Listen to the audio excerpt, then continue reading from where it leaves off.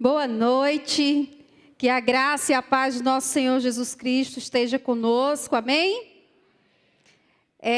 Desde já dizer que é um prazer e não só, eu diria que não só um prazer, mas também em especial uma honra muito grande estar nessa noite ministrando nesse culto, nessa igreja. Nós tivemos a honra de conhecer o pastor Marcos e a Soraya no ano passado, foi ano passado, né? Eles estiveram na nossa casa, tivemos o privilégio de recebê-los por pouco tempo na nossa casa, e é muito bom estar aqui com vocês, ministrando a palavra de Deus. E eu espero que durante esse tempo o Senhor possa falar ao seu coração. E antes de nós meditarmos na palavra do Senhor, eu queria convidar você mais uma vez a fechar os seus olhos, talvez curvar a sua cabeça e pedir que Deus ministre ao seu coração nesse momento. Muitas vezes eu costumo falar assim, que nós conseguimos silenciar os nossos lábios, mas temos dificuldade para silenciar a nossa mente.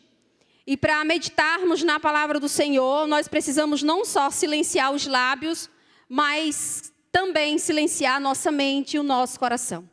Que o Espírito Santo de Deus permita que você silencie a sua mente nesse momento.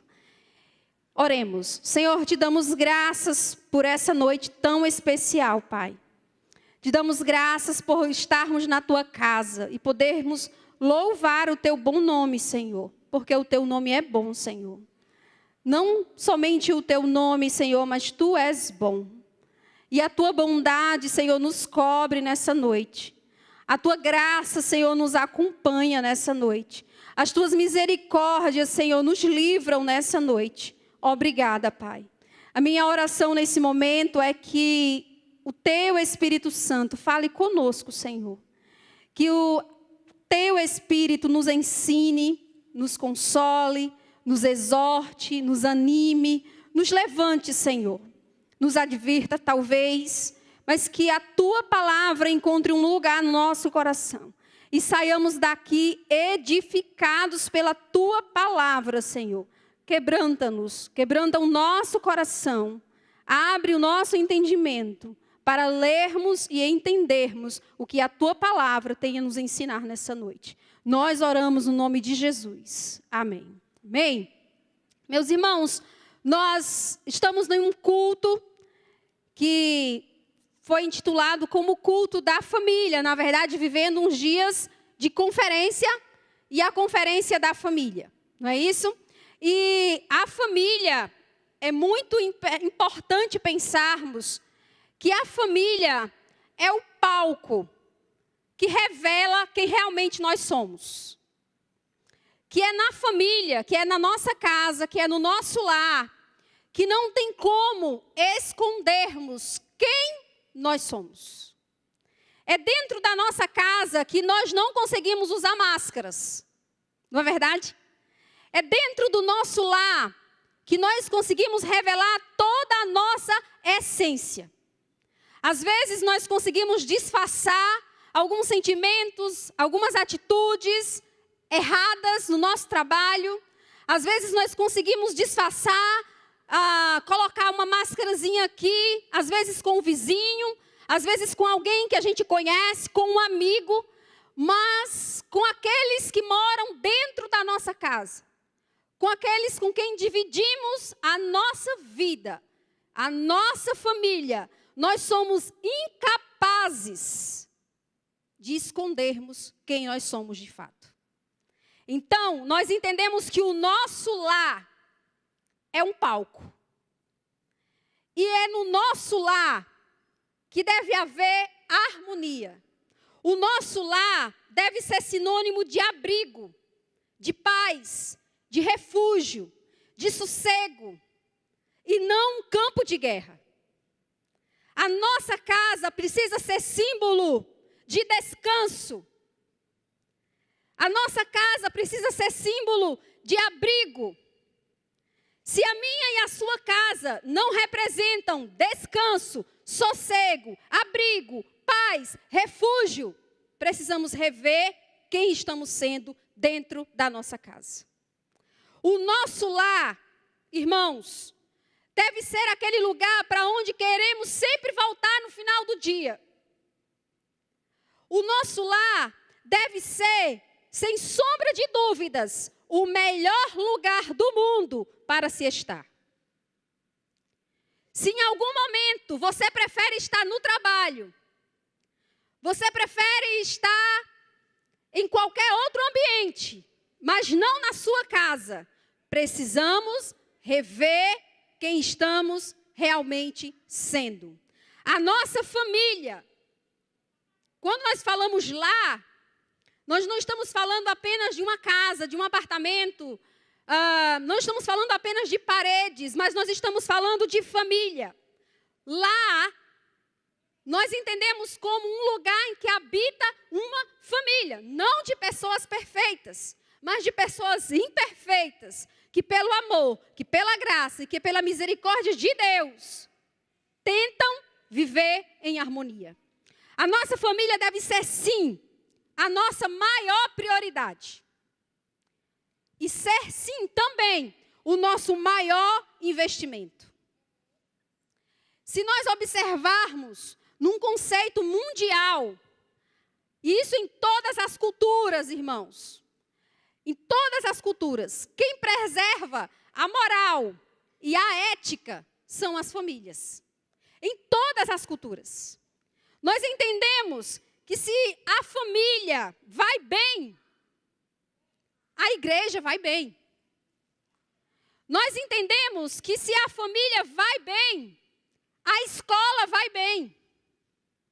Nós entendemos que se a família vai muito bem, a sociedade vai muito bem. Porém, consequentemente, nós entendemos que se a família for mal, a igreja vai mal. Se a família for mal, a escola vai mal. A sociedade vai mal. Porque a família revela os costumes, a ética, os valores. É a família que preserva isso. E podemos então entender que o mundo que nós estamos vivendo, com os valores que estamos vendo, tem só refletido, irmãos, como a família está andando. Se olhamos para esse mundo tão desajustado, se olhamos para esse mundo que às vezes a gente diz está um caos, Jesus está prestes a voltar, só entendemos que esse mundo está revelando que as nossas famílias não vão tão bem assim. Que o caos do mundo é consequência ou reflexos do caos da família. E se olharmos, nós podemos ver que o inimigo das nossas almas tem investido nas famílias. Que o campo de atuação, que o alvo do inimigo tem sido as famílias. E quando nós falamos que o alvo do inimigo tem sido as famílias, ele tem investido nos valores, nos princípios. O que era errado há 20 anos atrás, o que não era ético há 20 anos atrás, é normal hoje, é comum. E quando nós falamos de valores, nós estamos falando de casamentos. Estamos aqui num culto de jovens também. E estamos vendo uma geração que não quer casar. Esses dias eu estava conversando com um adolescente e ele disse que não quer casar. Eu casar? Não quero casar, não. Com homens jovens que estão sendo preparados para um mercado de trabalho, mas não estão sendo preparados para serem pais. Com jovens moças que estão sendo preparadas para serem excelentes profissionais, mas não estão sendo preparadas para serem mães. Estamos errando em algum lugar. O inimigo tem investido nos padrões, na criação de filhos, no papel da mulher, no papel do homem. O feminismo, eu abro um parêntese aqui, tem entrado com muita força conceitos, nos valores, e isso não pode entrar na igreja. Irmãos, não é o mundo que dita como nós enxergamos as coisas, mas é a partir da palavra de Deus que nós enxergamos o mundo. Com isso, a grande questão é, como diante de tanto problema, termos então uma família abençoada. Se a nossa família deve ser sim o nosso maior investimento, como então em um mundo decaído, destruído, nós podemos ter uma família abençoada? O que a palavra de Deus tem a nos falar? O que a palavra de Deus tem a nos ensinar sobre isso nessa noite? Será que a palavra de Deus tem princípios, tem valores, tem lição, tem histórias? Tem. E eu gostaria de te convidar a abrir sua Bíblia comigo. No livro de Gênesis, capítulo 6. Gênesis, capítulo 6. Nós iremos ler do verso 5 ao verso 10. Conseguinte, o capítulo 7, versículo 1. Gênesis, capítulo 6, versículo 5 ao versículo 10. Amém? Gênesis 6, 5 a 10, diz assim a palavra de Deus. O Senhor viu que a maldade das pessoas havia se multiplicado na terra, e que todo o desígnio do coração deles era continuamente mau. Então o Senhor ficou triste por haver feito o homem, ou o ser humano, na terra, e isso lhe pesou o coração. O Senhor disse: farei desaparecer da face da terra o ser humano que criei. Destruirei não apenas as pessoas, mas também os animais, os seres que rastejam e as aves dos céus, porque estou triste por havê-los feito. Versículo 8. Porém Noé encontrou favor aos olhos do Senhor. São estas as gerações de Noé. Noé era um homem justo e íntegro. Entre os seus conterrâneos, Noé andava com Deus. Gerou 3 filhos, Sem, Cã e Jafé. A terra estava corrompida à vista de Deus e cheia de violência.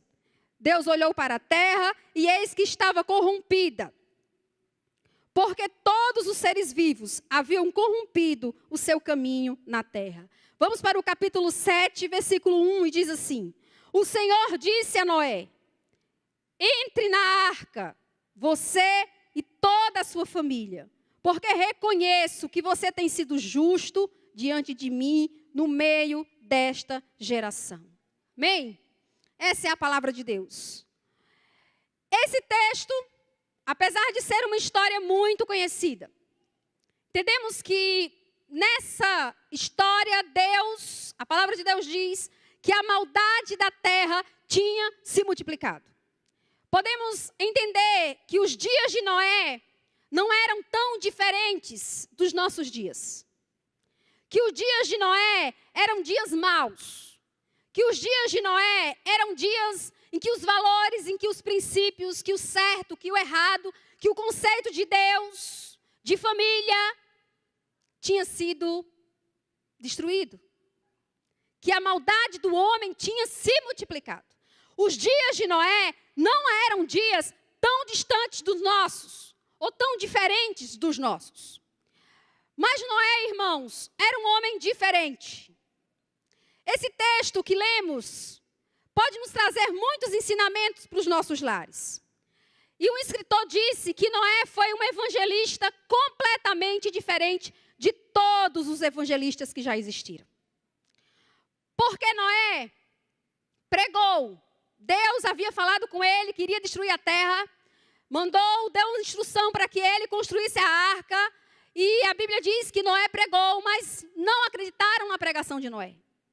Porém, eu gostaria de destacar para nós nessa noite o porquê que Noé foi um evangelista tão diferente. Porque apesar de muitos não crerem na pregação de Noé, a família de Noé creu. Apesar de ninguém entrar naquela arca com Noé de fora, a família de Noé entrou naquela arca. Apesar de muitos chamarem Noé de louco, mas naquele grande dia, a família de Noé entrou na arca.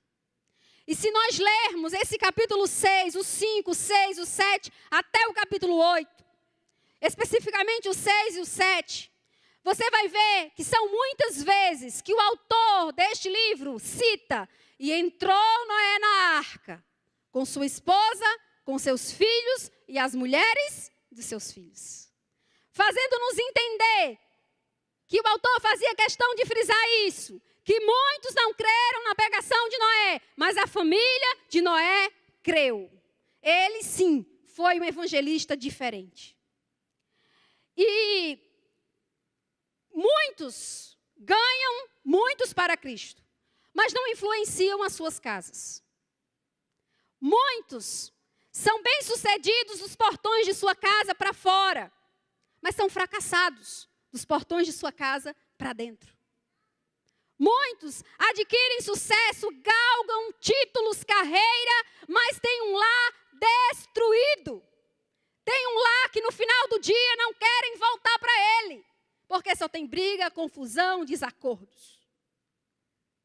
Não estou dizendo que a família de Noé era perfeita, mas na frente a gente vai ver que ela não era uma família perfeita. Mas o que eu quero focar nessa noite é que Noé ganhou a sua família. Noé não entrou sozinho naquela arca. Noé entrou com a casa dele. Nós precisamos estar não sozinhos com Cristo, mas precisamos estar com a nossa família inteira com Cristo. O desejo do coração de Deus é que, como filhos dele, não usufruemos da graça dele sozinhos, mas que a nossa família também usufrua da graça dele e que a nossa família esteja na arca, que representa salvação, segurança, abrigo. Essa é a vontade de Deus. Deus, eu acho fantástico, porque o texto diz que a maldade do homem tinha se multiplicado e Deus decide destruir a terra. Mas pensemos nessa noite, irmãos, que quando Deus decide reiniciar tudo do zero, Deus reinicia com uma família. Deus reinicia com quem? Com uma família. Deus reinicia com uma família.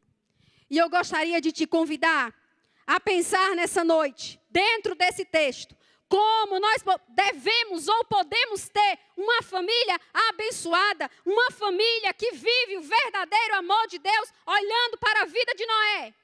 E a primeira lição que nós aprendemos com Noé nessa noite, nesse texto, como podemos ter uma família abençoada? Está no versículo 8 e versículo 9. Voltemos para esse texto mais uma vez. Versículo 8 e versículo 9. Diz assim a palavra de Deus.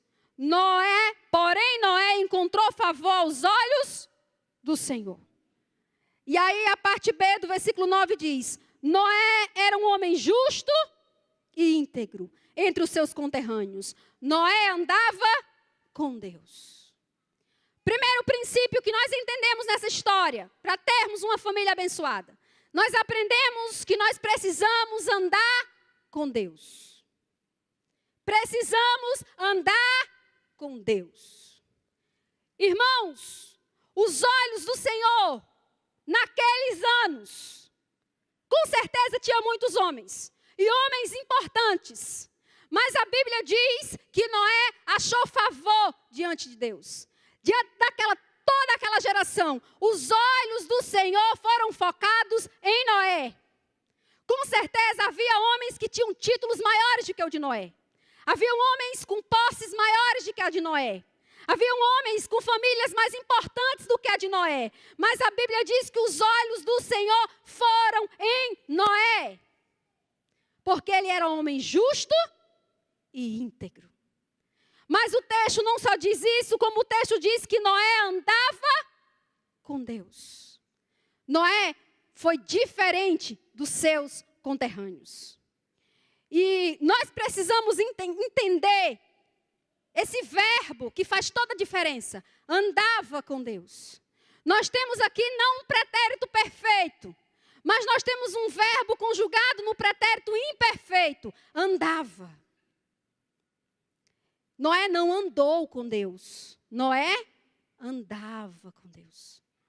Isso faz nos entender que a vida de Noé não foi feita de uma experiência, de um encontro com Deus, mas a vida de Noé foi feita de um andar com Deus. Nós precisamos andar com Deus. E quando o texto diz que Noé andava, era uma coisa contínua, era no dia a dia. Noé levantava com Deus, Noé andava com Deus, Noé trabalhava com Deus, Noé dormia com Deus. Nós não podemos levantar com Deus e dizer, Deus, senta um pouquinho que eu vou tomar as minhas decisões durante o dia e lá no final do dia eu te convido para deitar comigo novamente. Não podemos viver uma vida de um encontro aqui e um encontro ali com Deus. A nossa vida precisa ser uma vida de andar com Deus. Ele era um homem justo, aqui estava falando de caráter. O que saltou aos olhos de Deus na vida de Noé não foram os seus títulos, repito, mas era a sua integridade, era o seu modo de andar, era o seu modo de agir. Justo e íntegro refletiam o caráter de Noé. Noé, apesar de viver num mundo tão sujo, tão mau, não deixou-se contaminar. Ele andava com Deus, ele se destacou. Andar com Deus implica em diferenças. E que diferenças são essas que nós vemos na vida de Noé? Mudança de vida. Se você e eu andamos com Deus, a nossa vida não é igual à vida das outras pessoas. Se nós andamos com Deus, irmãos, o nosso conceito de mundo é diferente. O nosso conceito de perdão é diferente. O nosso conceito de família é diferente. O nosso conceito sobre Deus é diferente. Quando nós andamos com Deus, nós mudamos de vida. Jovem, se você anda com Deus, vai ter momentos que você não vai caber lá no grupinho da faculdade. Vai ter momentos que você não vai se enquadrar nos convites que irão te fazer. Pai, se você anda com Deus, vai ter momentos que você vai ser taxado como ridículo, retrógrado, ultrapassado. Mãe, se você anda com Deus, vai ter momentos que você vai dizer não e vai chorar. Andar com Deus implica em mudança de vida. Noé mudou, Noé não era igual. Andar com Deus implica também em intimidade. De tantos, Noé ouvia a voz de Deus. Deus fala, irmãos. Deus está aqui. Deus está conosco. Deus está na sua palavra. Deus se revela. Deus é o mesmo. Os que andam com Deus possuem intimidade. Obedecem aos seus mandamentos. Eu acho fantástico quando eu olho para essa história e eu vejo Deus dando detalhes para Noé de como ele deveria construir aquela arca, as medidas exatas, os compartimentos. E sabe o que a Bíblia diz? Fez Noé tudo conforme a palavra de Deus. Quem anda com Deus obedece aos seus mandamentos. Não parcialmente, mas é em tudo. Tem temor, confiança. Aprender a confiar em Deus, andar com Deus é aprender a confiar em Deus. Todos, naquele dia, no grande dia que a porta da arca se fechou, e diz o texto que foi Deus que fechou aquela porta. Noé estava seguro lá dentro. Ele e sua família. Andar com Deus implica em ser diferente, ouvir sua voz, ter referência certa, estar seguro. Se eu e você andamos com Deus, nós estamos seguros, apesar dos muitos problemas, porque não estamos isentos deles nessa terra. Mas há segurança nos que andam com Deus. Segurança onde? Na sua palavra. Diz Agostinho, fé é crer que a palavra de Deus é verdade e andar de acordo esta verdade. Isto é a verdadeira fé. A fé verdadeira é a fé que crê nas Escrituras e anda de acordo com as Escrituras. Nós já sabemos o final dessa história. Aonde esse mundo vai parar. E estamos seguros, porque já sabemos o final. Estamos seguros, porque não estamos sós. O Senhor está conosco. O que poderia ser escrito sobre a nossa vida, com quem você e eu temos andado? Com quem você tem andado? Você tem andado com Deus, irmão? Você tem andado com Deus, jovem? Você tem andado com Deus, filho? Com quem você tem andado? Vemos pessoas seguindo muitos nas redes sociais, por coisas supérfluas, almejando coisas supérfluas. Com quem nós temos andado? E aí eu me lembro de uma ilustração que diz que havia um grande muro. Talvez você já ouviu essa história. E nesse muro, de um lado, tinha os anjos, uma parábola. E do outro lado, o demônio também com seus muitos anjos. E diz o texto que um homem estava em cima desse muro. E os anjos gritavam: venham, venha, passe para o nosso lado. E aquele homem em cima do muro. E uma coisa chamou a atenção daquele homem. Porque só quem o chamava para descer do muro eram os anjos. Era Deus. E o demônio não o chamava. E a parábola diz que ele, curioso, pergunta: por que vocês não me chamam? E aí a parábola diz que o demônio respondeu: porque o muro já é nosso. Porque o muro já é do inimigo. Se você e eu andamos com Deus, nós não vivemos em cima do muro. Nós professamos a nossa fé. Nós sabemos em quem temos crido. Os que estão à nossa volta sabem em quem nós cremos e o que professamos. Para termos uma família abençoada, nós precisamos andar com Deus. Andar com Deus. E aí nós nos lembramos de Mateus 6:24, quando Jesus diz que nós não devemos servir a dois senhores, porque haveremos de agradar a um ou desagradar ao outro. Precisamos saber a quem estamos servindo e com quem estamos andando. Se você tem andado distante de Deus, eu te convido nessa noite a fazer como Noé, diferente de todos os outros da sua época, mas andar com Deus. Talvez nesse momento Deus está te convidando a segurar na mão dele, a entregar-se para ele e dizer: Deus, eu quero andar contigo. Eu estou errante, distante, distraído, perdido, mas me ache, Senhor. Eu quero andar contigo. O convite de Jesus para você nesse momento é para andar com ele. Se você quer ter uma família abençoada, comece a andar com Jesus. Comece a andar perto de Jesus. Comece a chamar Jesus para a sua casa. Segundo princípio que nós entendemos nessa história. Primeiro, Noé andou com Deus. E assim ele teve uma família abençoada.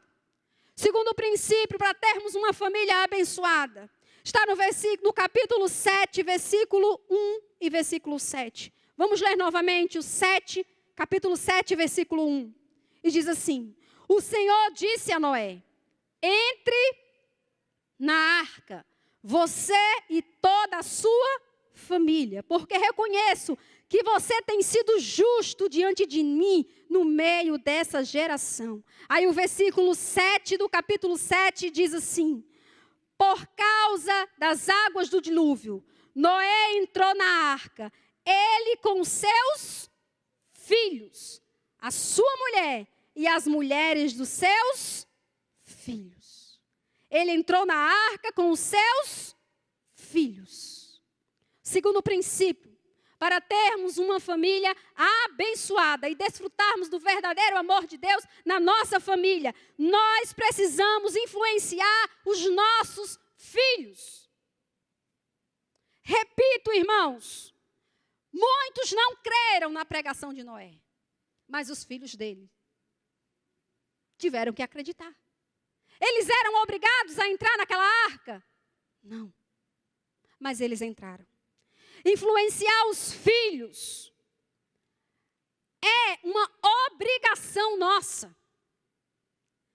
É um dever nosso como cristão. Perpetuar a nossa fé, a nossa crença na vida dos nossos filhos. Muitos os chamavam de louco. Mas o mais lindo que nós podemos ver nessa história toda é que a família dele, repito, isso para mim é fantástico, estava com ele naquele dia crucial. Precisamos influenciar os nossos filhos. Deus destrói toda a criação, mas a família de Noé permaneceu. E eu acredito, irmãos, sem sombra de dúvidas, que o nosso maior desafio hoje é influenciar os nossos filhos. O nosso maior desafio hoje, como família cristã, é criar filhos que amem a Jesus. É criar filhos que comunguem da mesma fé que nós. É criar filhos que digam: eu sirvo ao Deus dos meus pais. Eu amo o Deus da minha mãe. Eu amo o Deus do meu pai.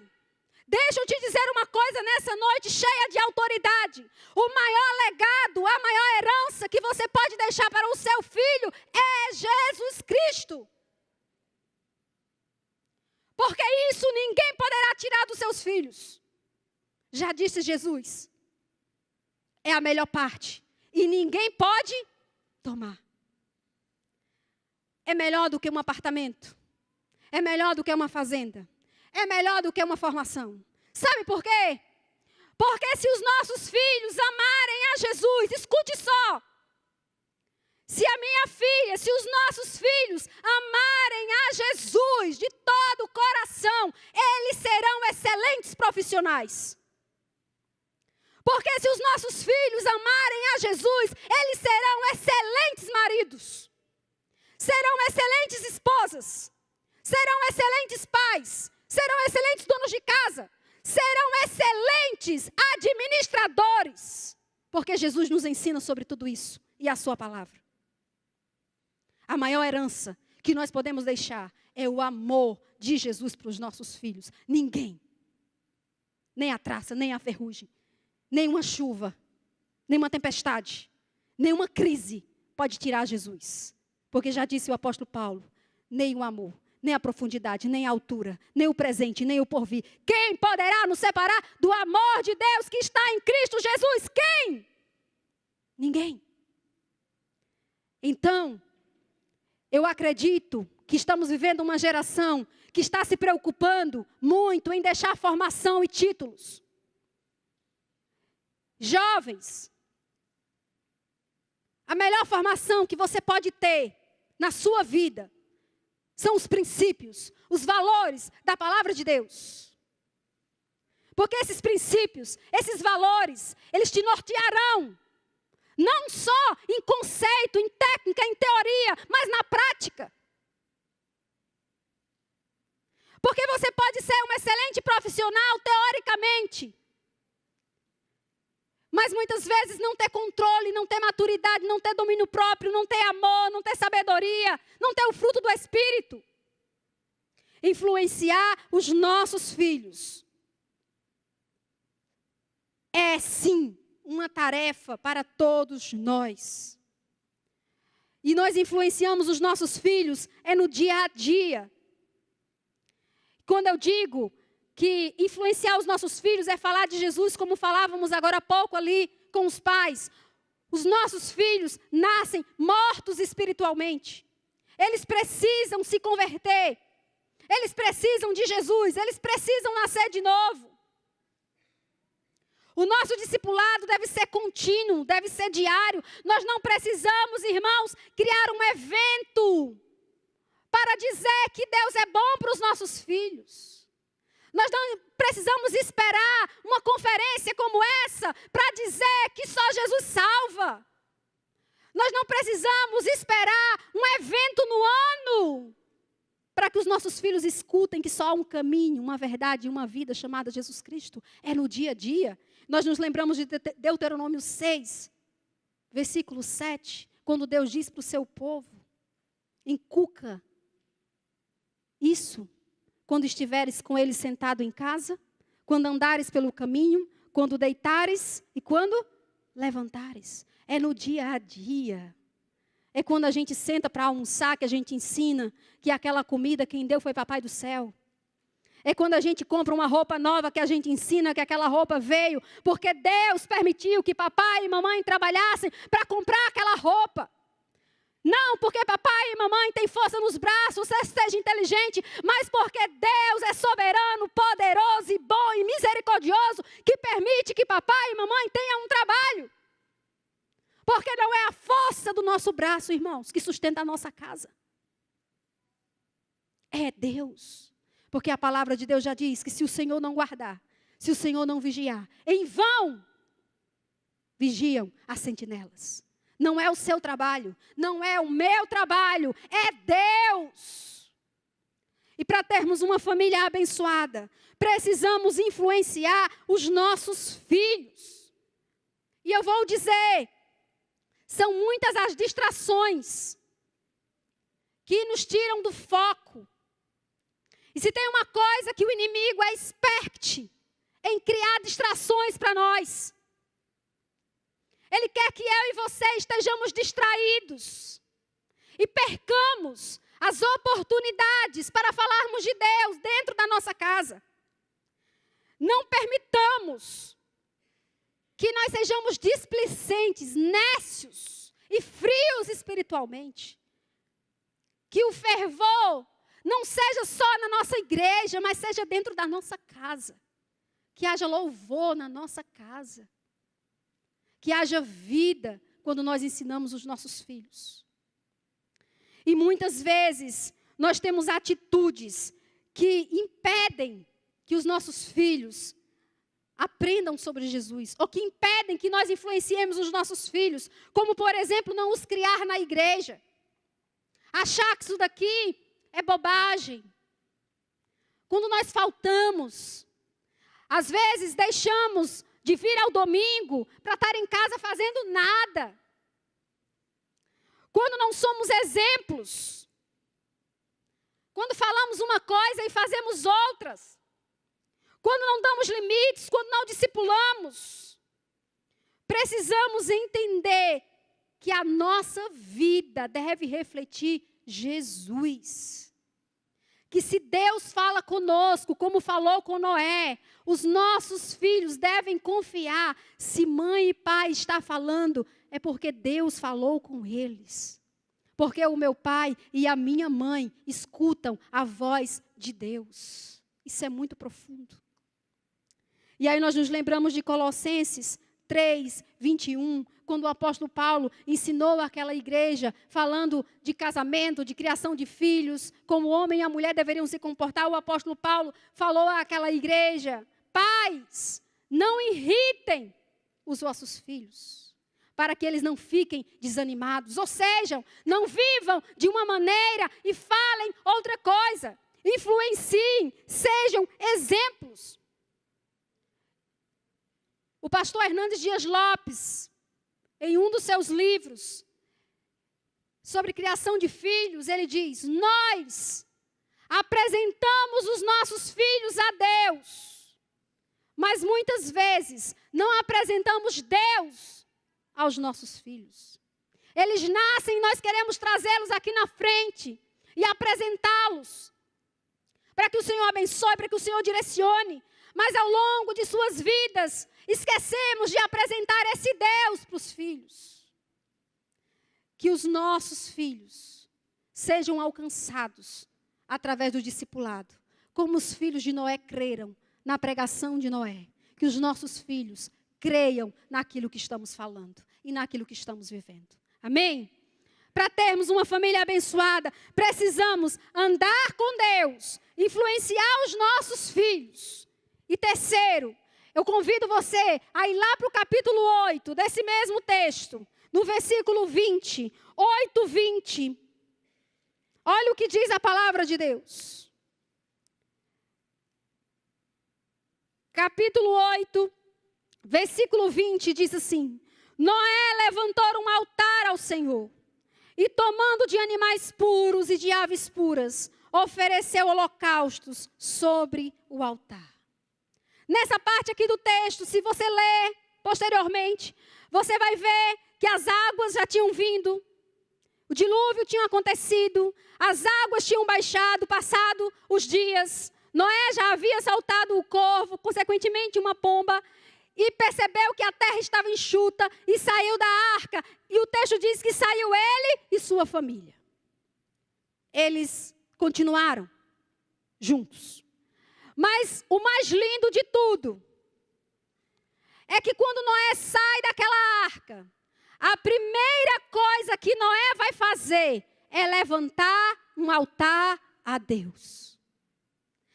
Nós entendemos que para nossa família ser abençoada, nós precisamos erguer altares para Deus. Erguer um altar na época de Noé e no Antigo Testamento significava a adoração. Levantar um altar era reconhecer o senhorio de Deus.